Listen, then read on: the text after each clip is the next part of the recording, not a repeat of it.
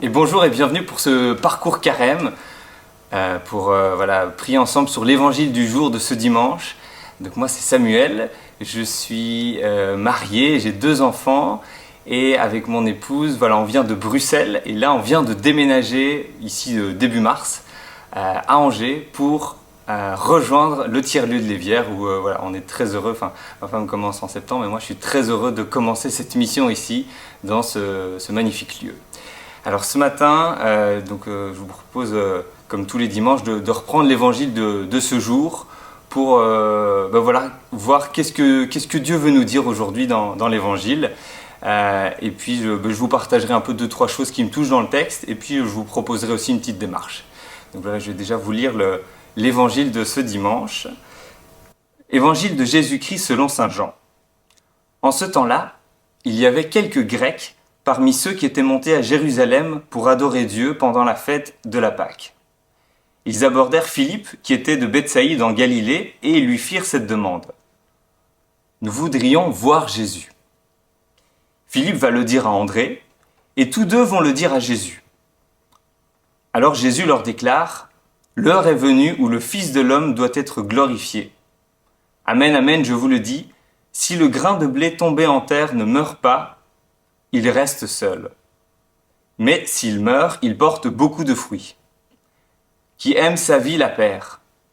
Qui s'en détache en ce monde, la gardera pour la vie éternelle. Si quelqu'un veut me servir, qu'il me suive. Et là où moi je suis, là aussi sera mon serviteur. Si quelqu'un me sert, mon Père l'honorera. Maintenant mon âme est bouleversée. Que vais-je dire ? Père, sauve-moi de cette heure ? Mais non, c'est pour cela que je suis parvenu à cette heure-ci. Père, glorifie ton nom. Alors du ciel vint une voix qui disait « Je l'ai glorifié, et je le glorifierai encore. » En l'entendant, la foule qui se tenait là disait que c'était un coup de tonnerre. D'autres disaient « C'est un ange qui a parlé. » Mais Jésus leur répondit « Ce n'est pas pour moi qu'il y a eu cette voix, mais pour vous. » Maintenant a lieu le jugement de ce monde. Maintenant le prince de ce monde va être jeté dehors, et moi, quand j'aurai été élevé de terre, j'attirerai à moi tous les hommes. Il signifiait par là de quel genre de mort il allait mourir. Voilà. Dans cet évangile, il y a 2 choses, particulièrement 2 passages qui me touchent et que j'aimerais vous partager ce matin. La première chose, c'est nous voudrions voir Jésus. Donc il y a des Grecs qui sont là, qui font pas partie du cercle intime, qui font pas partie du cercle proche de Jésus et qui veulent le voir. Et moi aujourd'hui ça me questionne, je me dis mais est-ce que moi aussi je veux voir Jésus ? Est-ce que oui, j'ai envie est-ce que j'ai une attente vis-à-vis de lui ? Et peut-être vous pouvez vous poser la question, peu importe où vous en êtes, que vous soyez proche de Jésus comme les disciples ou que vous soyez plus éloigné comme ces Grecs, est-ce que vous voulez voir Jésus ? Est-ce que vous avez une attente envers lui ou bien finalement vous attendez rien de particulier de Dieu, de Jésus ? Et quand on dit est-ce que vous voulez le voir, ça veut dire est-ce que vous voulez le connaître davantage ? Est-ce que vous voulez sentir son action, sa présence dans votre vie ? Donc moi c'est ce qui me touche déjà dans ce texte, ça me remet face à moi-même. Est-ce que j'ai envie de voir Jésus ? La deuxième chose, c'est justement la réponse de Jésus. Quand les disciples disent il y a des Grecs qui veulent te voir, Jésus répond si le grain de blé tombé en terre ne meurt pas, il reste seul, mais s'il meurt, il porte beaucoup de fruits. Puis il rajoute qui aime sa vie la perd, qui s'en détache en ce monde la gardera pour la vie éternelle. Bon, c'est original comme réponse, j'ai envie de dire, c'est pour le moins mystérieux. Jésus qui répond comme ça. Donc je me dis, mais qu'est-ce que Jésus veut me dire ? Pourquoi Jésus répond comme ça ? On veut le voir et il dit, si le grain de blé ne meurt pas, il reste seul. Bon. Littéralement, ça veut dire quoi cette phrase ? Si on prend vraiment le sens littéral, si le grain de blé qui tombe en terre, s'il ne meurt pas, il reste sec du coup. Le grain de blé. Du coup, il ne se décompose pas. Donc il va rester seul dans la terre. Mais s'il meurt, il va donner naissance à un blé nouveau. il va porter beaucoup de fruits. Alors je me suis dit, mais tiens, qu'est-ce que ça me dit à moi aujourd'hui? Personnellement, j'entends Jésus me dire, voilà, si tu veux ne pas me voir dans ta vie, si tu veux un peu être comme ce grain de blé, ne pas donner ta vie, ben, pas de souci, tu es libre. Et je t'aime d'ailleurs. Mais quelque part, tu resteras seul. Parce que je respecte ta liberté. Ça, c'est ce que j'entends Jésus me dire ça. Ben voilà, pas de souci. Si tu veux garder ta vie pour toi, pas de souci, mais tu seras seul du coup.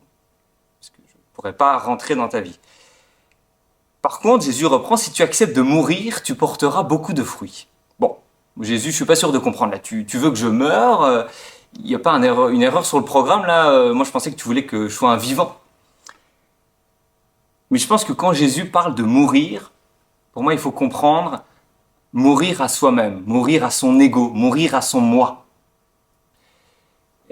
Et d'ailleurs, ça fait écho, j'ai pensé à un autre passage de la Bible, dans Exode 33, verset 20, qui dit « Nul ne peut voir Dieu sans mourir ».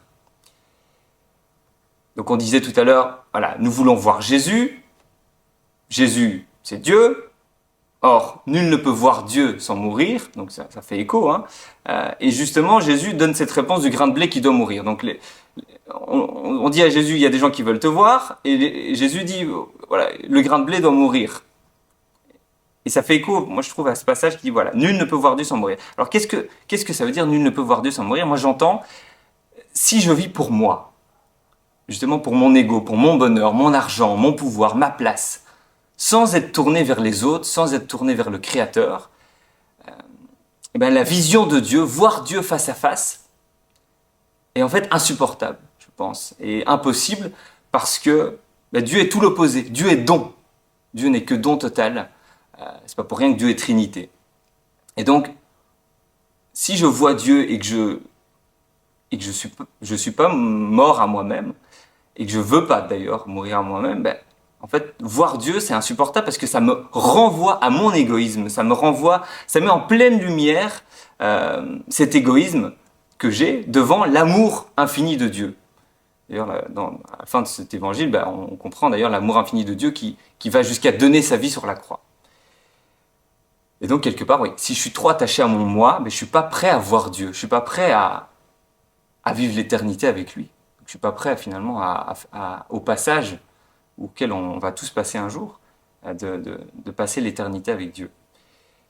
Et donc je trouve que ça éclaire aussi le deuxième passage hein, qui dit « Qui aime sa vie la perd, qui s'en détache en ce monde, la gardera pour la vie éternelle. » Et moi je sens vraiment que Jésus aujourd'hui m'appelle et nous appelle, et spécialement durant ce carême, à renoncer à mes égoïsmes, à renoncer à mon moi, pour me détacher un peu de ce que moi je veux faire de ma vie, pour lui laisser de la place.